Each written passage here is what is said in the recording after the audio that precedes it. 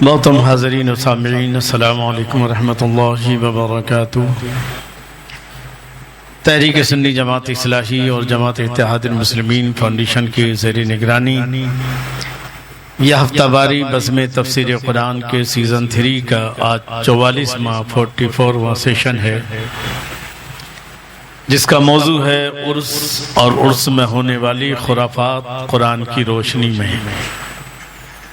کیونکہ اب مئی کا مہینہ پورا تھانہ میں، رابوڑی میں کئی جگہوں پر، پھر اس کے بعد متصلنا کا، مہاگیری وغیرہ میں عرس کا موسم، اور ان آراس میں جو کچھ بھی سندل کی شکل میں جو بھی واہیات و خرافات ہوتی ہیں، یا مسامیر کے ساتھ قوالی کی شکل میں، تو میں چاہوں گا کہ قرآن و سنت کی روشنی میں چند باتیں اس تعلق سے آپ تک پہنچا دوں۔ اللہ تعالیٰ اس تعلق سے مجھے حق کہہ کر اس پر عمل کرنے اور آپ سب کو بھی حق سن کر اس پر عمل کرنے کی توفیق عطا فرمائے۔ الحمدللہ رب العالمین والعاقبة للمتقين، والصلاة والسلام على سيد الأنبياء والمرسلين وعلى آله وصحابه أجمعين، أما بعد، فأعوذ بالله من الشيطان الرجيم، بسم الله الرحمن الرحيم،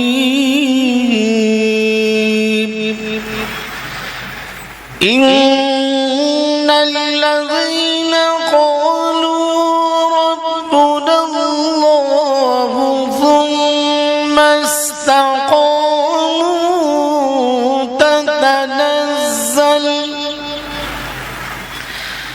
تتنزل عليهم الملائكة ألا تخافوا ولا تحزنوا وأبشروا بالجنة التي كنتم توعدون،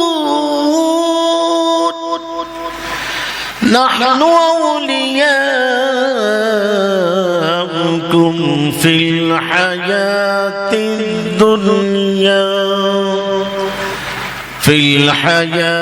الدنيا وفي الآخرة، ولكم فيها ما تشتهي أنفسكم ولكم فيها ما تدعون،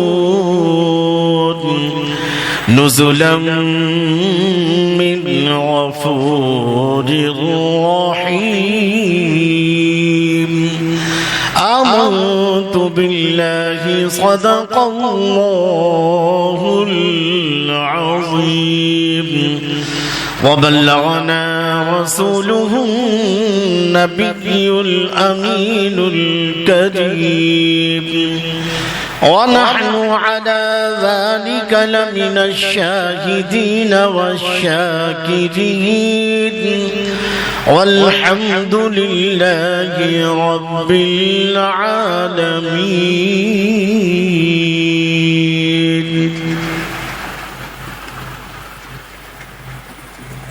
گفتگو سے پہلے ایک بار انتہائی عقیدت و محبت اور ادب احترام کے ساتھ ہمارے اور ساری کائنات کے آقا مولا مدنی تاجدار حضور محمد رسول اللہ صلی اللہ تعالی علیہ وسلم کے گوہر بار میں درود شریف کا تحفہ نشاور فرما لیں۔ اللہم صلی علی سیدنا و مولانا محمد وعلی آل سیدنا و مولانا محمد وبارک وسلم۔ صلاة و سلام علیک یا رسول اللہ یا حبیب اللہ۔ چند دعائیہ اشعار سماعت فرما لیں جو ہر مومن کی دعا ہونی چاہیے، ہر مومن کی گزارش رب کی بارگاہ میں ہونی چاہیے، وہ یہ ہے: اے مولا کوئی عروج دے نہ زوال دے، کوئی عروج دے نہ زوال دے، مجھے صرف اتنا کمال دے، مجھے اپنی راہ میں ڈال دے کہ زمانہ میری مثال دے، تیری رحمتوں کا نزول ہو مجھے محنتوں کا صلہ ملے، تیری رحمتوں کا نزول ہو مجھے محنتوں کا صلہ ملے، مجھے مال و زر کی ہوس نہیں، مجھے بس تو رزق حلال دے، مجھے مال و زر کی ہوس نہیں، مجھے بس تو رزق حلال دے، میرے ذہن میں تیری فکر ہو، میرے ذہن میں تیری فکر ہو، میری سانس میں تیرا ذکر ہو، میرے ذہن میں تیری فکر ہو، میری سانس میں تیرا ذکر ہو، تیرا خوف میری نجات ہو، تیرا خوف میری نجات ہو، سبھی خوف دل سے نکال دے، تیری بارگاہ میں اے خدا میری روز و شب ہے یہی دعا، تیری بارگاہ میں اے خدا میری روز و شب ہے یہی دعا، تو رحیم ہے تو کریم ہے مجھے مشکلوں سے نکال دے، تو رحیم ہے تو کریم ہے مجھے مشکلوں سے نکال دے، مجھے قبر حشر میں اے خدا کہ اپنے غضب سے لے بچا، مجھے قبر حشر میں اے خدا کہ اپنے غضب سے لے بچا، فقط اپنے کرم و فضل سے مجھے جنت لازوال دے، فقط اپنے کرم و فضل سے مجھے جنت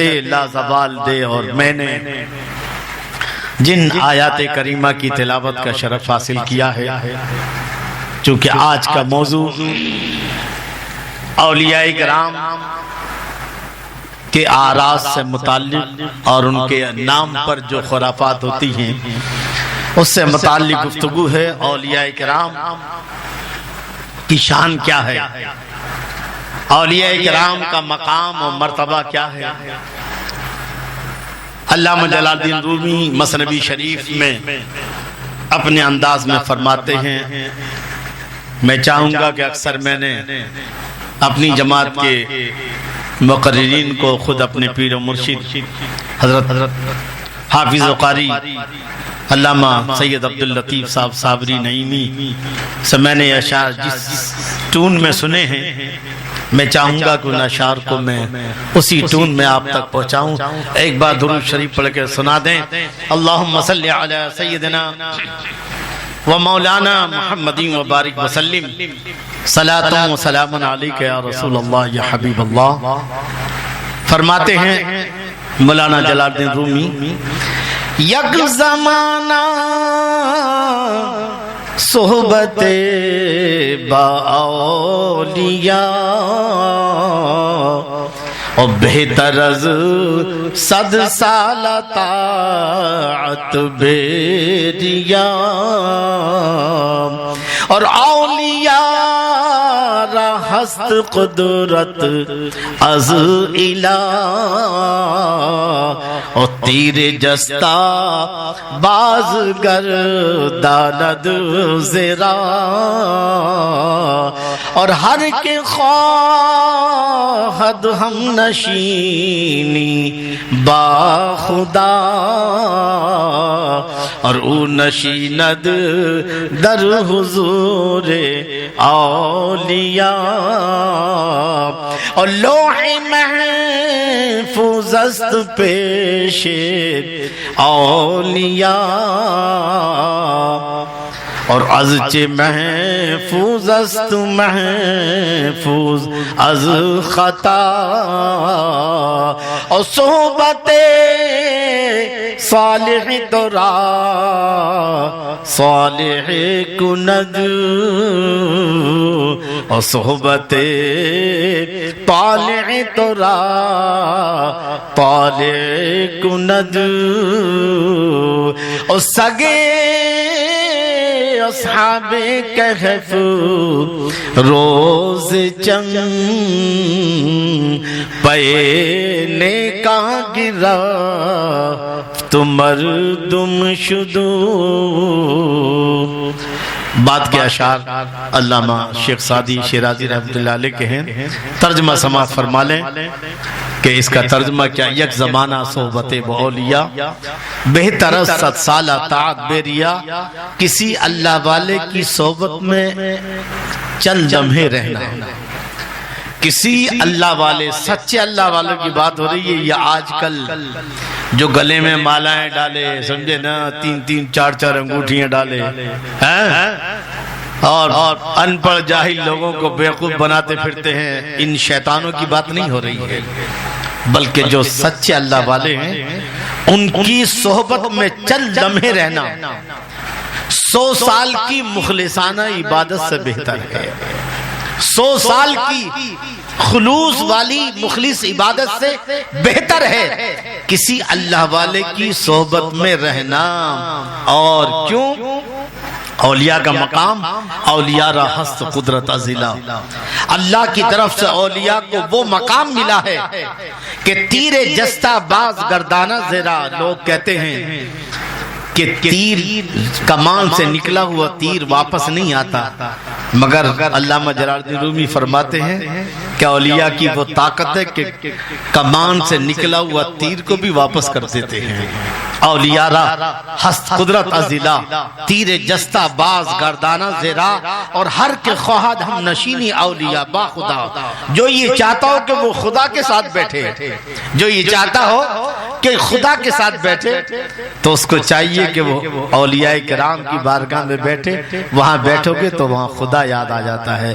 خدا کی طاقت کرامات کی شکل میں اولیاء سے جب دکھتے ہیں تو خدا کی طاقت کا اندازہ لگتا ہے. اور آگے لکھتے ہیں لوح محفوظ پیش اولیاء، جو کچھ کائنات میں ہو رہا ہے وہ سب لوح محفوظ میں لکھا ہوا ہے. اولیاء کرام کی طاقت کا عالم یہ ہے. خود حضور فرماتے ہیں، کیا فرماتے ہیں کہ اتقوا بفراست المؤمن فإنه ينظر بنور اللہ، کہ مومن کی دانش مندی سے بچو، کیونکہ جب وہ دیکھتا ہے تو اللہ کے نور سے دیکھتا ہے. اور جب اللہ کے نور سے کسی چیز کو دیکھا جائے تو کائنات کی کوئی چیز پوشیدہ نہیں رہ سکتی ہے. بہرحال جو ہے لوح محفوظ پیش اولیاء، اچھے محفوظ از خطا.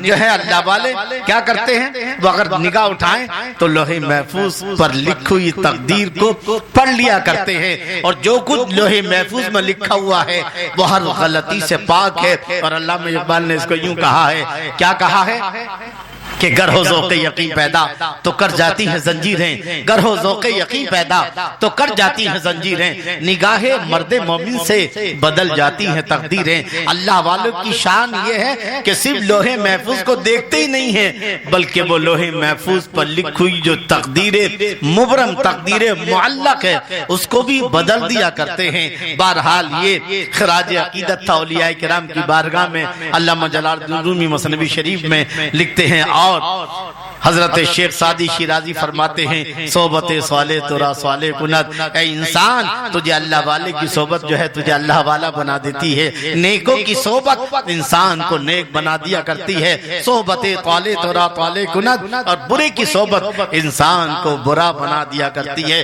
آج کی حالات آپ دیکھیے کہ آج بڑے بڑے اچھے خاندانوں کے بچے جو ہے بگڑ رہے ہیں صحبتوں کی بنیاد پر. لڑکیاں بگڑ رہی ہیں صحبتوں کی بنیاد پر. ان کا دوستی کا جو سرکل ہے وہ غلط لوگوں سے ہے. اس لیے بڑے اچھے اچھے خاندان کے لوگ بچے بھی جو ہے بگڑتے نظر آ رہے ہیں. لڑکیاں بگڑ رہی ہیں اس لیے کہ ان کی صحبت، گھر کی صحبت تو ہے ہی نہیں. اب گھر والوں کو اتنی فرصت نہیں ہے کہ وہ اپنے اولاد کو بٹھا کر کے کچھ دین کی باتیں بتائیں. کل ہمارے گھر کی جو ہے جو بوڑھی ہوتی تھی دادی کی شکل میں اور جو ہے جو بھی ماں کی شکل میں، وہ رات کو جب سوتے تھے ایک ساتھ مل کر کے تو وہ کہانیاں سنایا کرتی تھی، نبیوں کی کہانیاں، انبیاء کرام کے قصے، اللہ والوں کے قصے، اور اس کے ذریعے سے وہ بچوں کے دل و دماغ میں ڈالتے تھے کہ کس طرح دین پر چلنا ہے، کس طرح سے دین پر جو ہے دین پر رہ کر کے ہمیں آخرت کمانی ہے۔ تو یہ معاملات تھے، لیکن اب صحبت بدلی ہے تو انسان بدل گیا ہے۔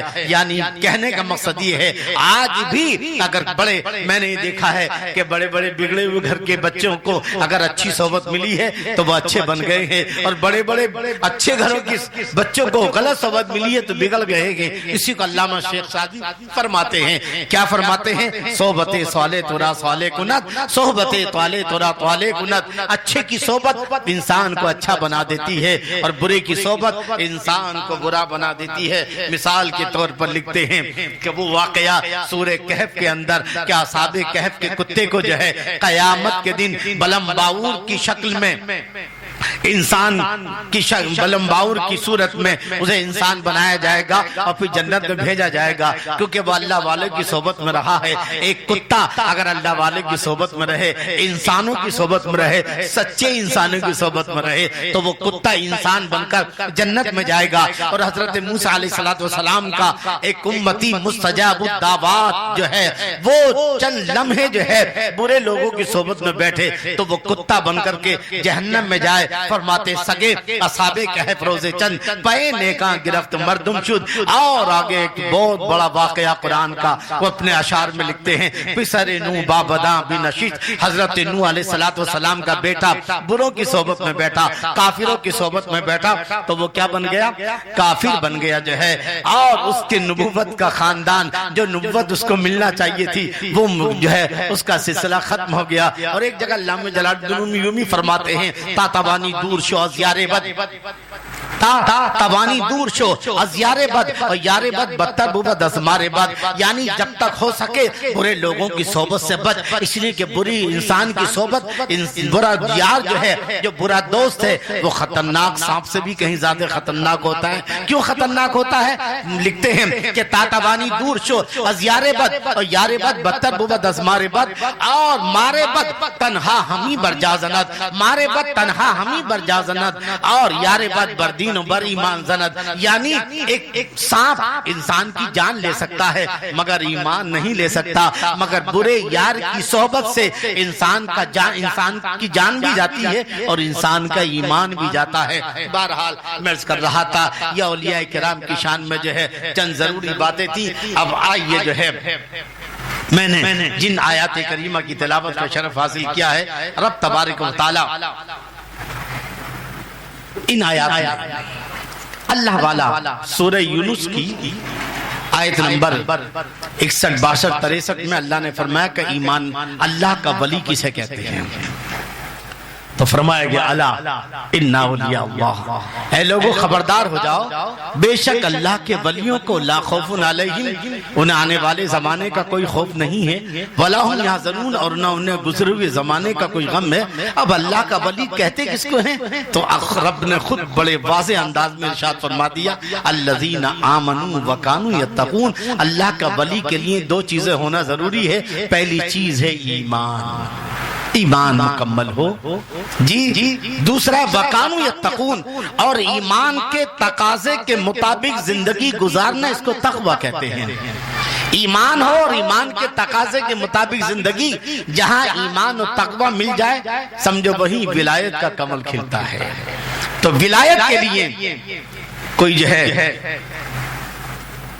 لمبی چوڑی تربیت کی ضرورت نہیں ہے یا مالائیں گلے میں ڈالنے کی ضرورت نہیں ہے، بلکہ جو چیزیں بنیادی طور پر ضروری ہیں ولایت کے لیے وہ دو چیزیں ہیں، الذین آمنوا پہلی چیز ہے ایمان، وکانوا یتقون اور دوسری چیز ہے تقوی، یعنی اسلامی قانون کے مطابق زندگی گزارنا۔ جہاں ایمان و تقوی جو ہے ایک ساتھ جمع ہو جائے سمجھو کہ وہ وہاں ولایت کا پھول کھلتا نظر آتا ہے۔ اس کے بعد اللہ تعالیٰ نے یہاں پر جو ہے بتایا کہ بھی اللہ والوں کا کسے کہتے ہیں، ان کی شان کیا ہے، لیکن میں نے خطبہ مسنونہ میں سورہ حامیم سجدہ کی جو آیت 3 آیتیں وہاں اللہ نے پہلی آیت میں کہ پہلے حصے میں اللہ نے ولیوں کی تعریف فرمائی ہے. کیا فرمایا؟ ان الذین قالوا ربنا اللہ ثم استقاموا تتنزل ثم استقاموا، کہ بے شک وہ لوگ جنہوں نے یہ کہا کہ ہمارا رب اللہ ہے اور پھر اس پر ڈٹ گئے.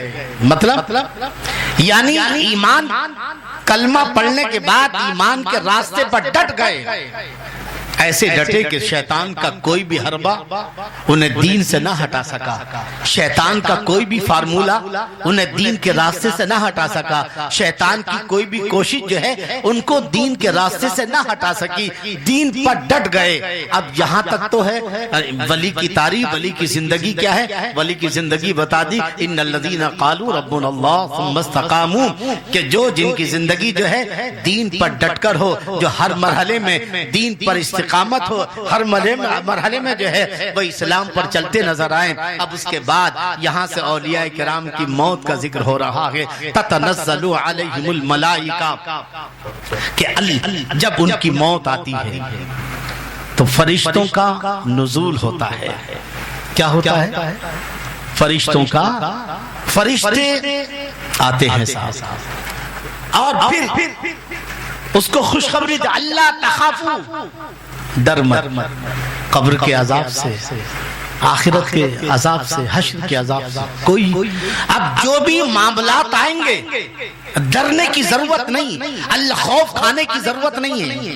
جو بھی معاملات ہیں، مثال کے طور پر یوں سمجھو ایک انسان کو پھانسی کی سزا دی گئی ہے، اب وہ پھانسی کی طرف جا رہا ہے.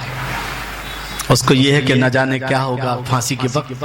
ادھر اس کے بیوی بچے بھی ہیں، اس کا کاروبار بھی ہے، ادھر غم ہے بیوی بچوں کا، ادھر غم ہے کاروبار کا، ادھر غم ہے تجارت کا، اور دوسری طرف خوف بھی ہے کہ پتہ نہیں پھانسی کے وقت کتنی تکلیف ہوگی. جو گزر گیا، جو چیزیں چھوڑ کر جا رہا، اس کی تعلق سے غم ہے کہ میری اولاد کا کیا ہوگا، میرے کاروبار کا کیا ہوگا، میرے اس کا کیا ہوگا. اور خوف کا مطلب یہ کہ اب آنے والے جو ہے کہ کیسے کیسے جو ہے کس مرحلے سے مجھے گزرنا پڑے گا. اللہ رب العزت اپنے ولیوں کو ان دونوں چیزوں سے مبرہ فرما دیتا ہے. وہ فرشتے جو اللہ والے کے انتقال کے وقت آتے ہیں اور اس کو خوشخبری دیتے ہیں، اللہ تخافو.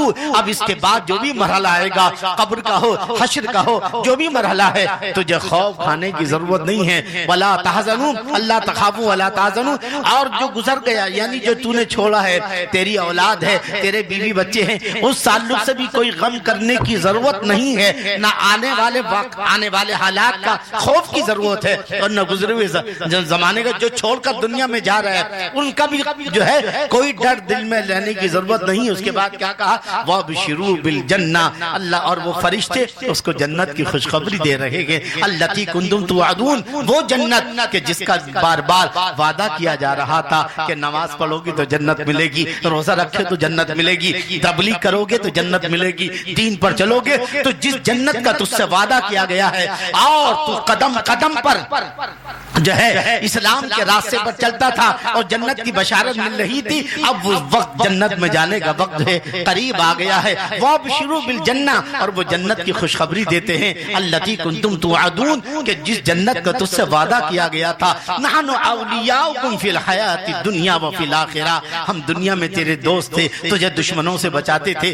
تجھے تکلیفوں سے بچاتے تھے. پتہ ہی چلا اللہ والوں کو جو ہے اللہ تعالیٰ فرشتوں کے ذریعے بہت ساری تکلیفوں سے بچاتا ہے، بہت سارے حادثات سے بچاتا ہے، بہت سارے مصائب و آلام سے وہ فرشتے انسان کو یعنی اللہ والے کو بچاتے ہیں. جی آگے، اب دنیا میں بھی تیرے دوست تھے، وفی الآخرہ، اور آخرت میں اس وقت تک یعنی قبر سے لے کر کے اب موت سے لے کر کے قبر اس کے بعد حشر کے بعد جو ہے جنت میں جانے تک، جب جنت کی حوریں جنت کی گیٹ پہ تیرا استقبال کریں گے، اس وقت ہم تیرا ساتھ چھوڑیں گے. باقی جو ہے ہم تیرے ساتھ ہیں، دنیا میں بھی دوست تھے اور آخرت میں بھی جو ہے وَلَكُمْ فِيهَا مَا تَشْتَهِي أَنفُسُكُمْ. اور آج تو وہ ہوگا کہ جو تو چاہے گا.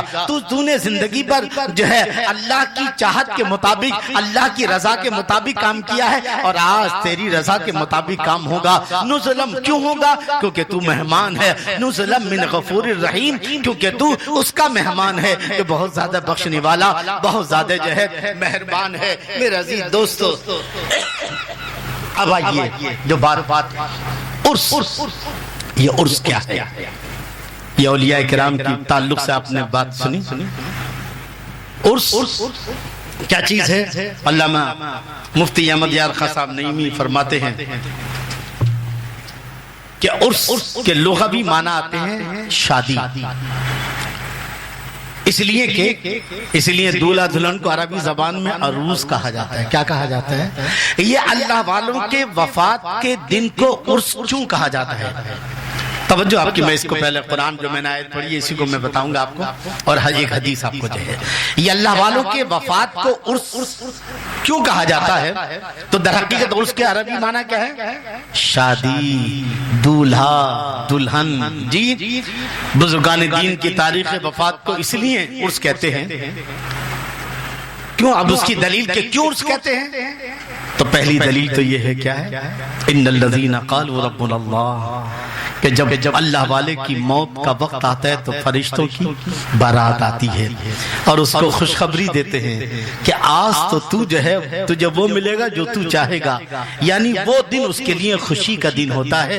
وہ دن جو ہے آج اس کی محنتوں کا صلہ اس کو ملنے والا ہے، جس نے پوری زندگی جو ہے صبر کر کے جو ہے دین پر چلا ہے، صبر کر کے کتنے مظالم برداشت کیے ہیں۔ تو گویا کہ یہ قرآن کی آیت یہ بتاتی ہے کہ جس دن اللہ والوں کا انتقال ہوتا ہے اس دن رحمتوں کی بارش ہوتی ہے۔ بہرحال اب اس کا اور خلاصہ آپ سمجھیے، کون سی حدیث ہے؟ مشکاۃ شریف باب اثبات عذاب القبر میں ہے کہ جب نکیرین یعنی منکر نکیر میت کا امتحان لیتے، جب لوگ دفنا کے چلے جاتے ہیں اور جب میت سے 3 سوال ہوتے ہیں، من ربک کا، ما دینک کا، ما تقول فی حق ھذا الرجل، کہ تیرا رب کون ہے، تیرا دین کیا ہے، اور حضور صلی اللہ علیہ وسلم جلوہ گر ہوتے ہیں، ان کی طرف اشارہ کر کے کہتے ہیں ما کنت تقول فی حق ھذا الرجل۔ تو جب وہ تینوں سوالات دے دیتا ہے، امتحان میں پاس ہو جاتا ہے، تو فرشتے کیا کہتے ہیں؟ یہ توجہ کے ساتھ سماعت کریں، اللہ والوں کی وفات کے دن کو عرس کیوں کہا جاتا ہے؟ خصوصی طور سے سماعت فرمائیں۔ تو اس وقت جب مردہ جب صاحب قبر تینوں سوالوں کے جواب دے دیتا ہے، امتحان میں پاس ہو جاتا ہے، تو فرشتے کیا کہتے ہیں اس سے؟ تو فرشتے کہتے ہیں نم کا نومۃ العروس، سو جا جیسا کہ دلہن سوتی ہے۔ آگے کیا ہے؟ نم کا نومۃ العروس الذی لا یوقظہ الا احب اہلہ الیہ، یعنی تو اس دلہن کی طرح سو جا جس کو سوائے اس کے پیارے کے کوئی نہیں اٹھا سکتا، تو اس دلہن کی طرح سو جا۔ تو گویا نم کا نومۃ العروس، حدیث کے الفاظ سماعت فرمائیں، سو جا اس دلہن کی طرح سے جس کو اس کا پیارا کون، شوہر کے بغیر کوئی اس کو نہیں اٹھا سکتا۔ جی یہ کون کہتے ہیں؟ فرشتے کہتے ہیں۔ کس سے؟ صاحب قبر سے۔ صاحب قبر کون؟ اللہ والا، سچا مومن جس نے تینوں سوالوں کے جواب دے دیا ہے۔ تو گویا کہ عروس کا لفظ آتا ہے، حدیث میں کیا آتا ہے؟ عروس کا لفظ ہے۔ اس لیے اللہ والوں کے وفات کے دن کو جو ہے عروس یعنی عرس کہا جاتا ہے۔ اور دوسری وجہ وہ یہ ہے کہ حضور صلی اللہ تعالی علیہ وسلم سامنے تشریف فرما ہوتے ہیں اور فرشتے کیا کہتے ہیں؟ ما کنت تقول فی حق ھذا الرجل، تو ان کے بارے میں کیا کہتا تھا؟ تو اگر میت سچا مسلمان ہے، اللہ والا ہے، عاشق رسول ہے، تو وہ کیا جواب دیتا؟ ھذا محمد رسول اللہ۔ بلکہ یہاں تو اور بھی ہے کہ قبر میں سرکار آئیں تو میں قدموں پر گروں، قبر میں سرکار آئیں تو میں قدموں پر گروں، گر فرشتے بھی اٹھائیں تو میں ان سے یوں کہوں ارے اب تو پائے ناز سے میں اے فرشتوں کیوں اٹھوں، اب تو پائے ناز سے میں اے فرشتوں کیوں اٹھوں، ارے مر کے پہنچا ہوں یہاں اس دلربا کے واسطے، مر کے پہنچا ہوں یہاں، توجہ کے ساتھ سماعت کیجئے گا، مر کے پہنچا ہوں یہاں اس دلربا کے واسطے، فرشتوں بھر جاؤ مجھے اپنے آقا کے قدموں کی قدم بوسی کر لینے دو۔ بہرحال تو کیونکہ حضور صلی اللہ تعالیٰ علیہ وسلم اس کائنات کے دولہ ہیں، میرے حبیب صلی اللہ تعالیٰ علیہ وسلم جو ہے جی ساری کائنات ان کی وجہ سے بنی ہے، تو یہ ساری کائنات بارات ہے، دولہ کون ہے؟ شب اسرا کے دولہ پہ دائم درود، شب اسرا کے دولہ پہ دائم درود، نو شہ بزم جنت پہ لاکھوں سلام۔ اسی لیے اللہ والے کے دن کو کیا کہا جاتا ہے؟ عرس کہا جاتا ہے۔ یہ عرس کی بنیادی، میں نے ایک آیت آپ کو کوٹ کی ہے، سورہ حامیم سجدہ کی 31، 32 اور 33، پھر اس کے بعد میں نے حدیث جو ہے کون سی، یہ مشکات باب اثبات عذاب القبر، اور اس کے بعد جو ہے میں نے کیا بتایا کہ حضور کا دیدار ہوتا ہے، اور حضور ساری کائنات کے دولہ ہیں، اور دولہ کو عربی زبان میں دولہ کو بھی عروس کہتے ہیں، دلہن کو بھی عروس کہتے ہیں۔ بہرحال تو یہ وجہ ہے۔ اب عرس کی حقیقت کیا ہے؟ ایک بات پڑھنا، اللہم صلی اللہ علیہ وسلم۔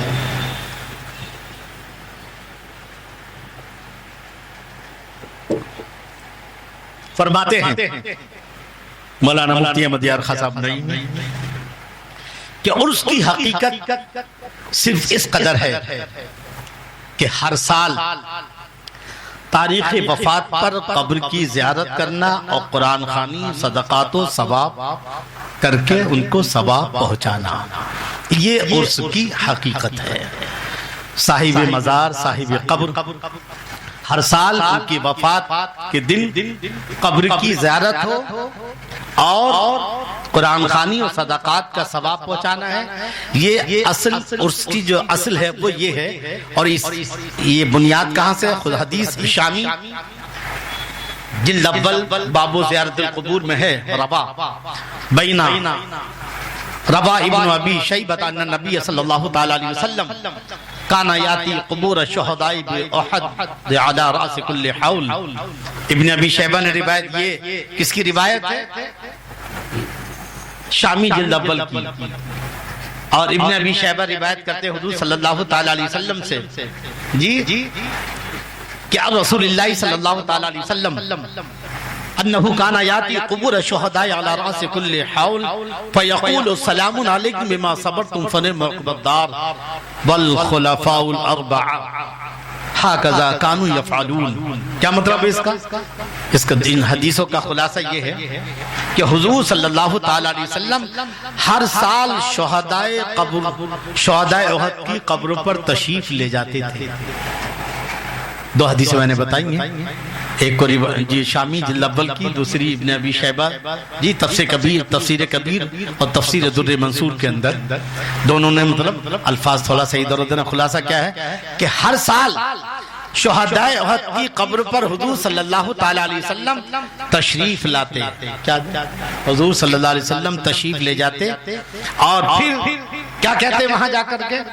سلام علیکم اے شہداء احد، تم پر سلام، تم پر سلامتی ہو۔ اور آگے کیا فرماتے؟ بیما صبرتم، کیونکہ تم نے قدم قدم پر دین پر چلے ہو، قدم قدم پر دین کے لیے قربانیاں دی ہیں، صبر کیا ہے جی، شیطانی سازشوں کا مقابلہ کیا ہے، کافروں کی سازشوں کا مقابلہ کیا ہے، مشرکین کی سازشوں کا مقابلہ کیا، قدم قدم پر صبر کیا ہے، تو آج اللہ نے کیا ہی تمہارا بہترین گھر رکھا ہے۔ فنعم عقبی الدار، کیا ہی بہترین گھر ہے۔ تو پتہ یہ چلا کہ جو ہے قبروں پر زیارت کرنا جو ہے سال میں ایک بار میرے نبی شہداء احد کی قبروں پر جایا کرتے اور ان کے لیے دعا کرتے، سلام علیکم بما صبرتم فنعم عقبی الدار، اپنی زبان مبارک سے فرمایا کرتے۔ یہ عرس کی اصل ہے۔ اب رہا اس میں باقی جو چیزیں، کبھی فاتحہ، قرآن خوانی جو بھی ہے، وہ اس میں جو جائز اعمال ہے وہ اس میں، اس پر پوری بحث ہے۔ یہاں مجھے بحث میں نہیں جانا، بلکہ یہاں بتانا مقصد یہ ہے کہ یہ عرس کی حقیقت ہے۔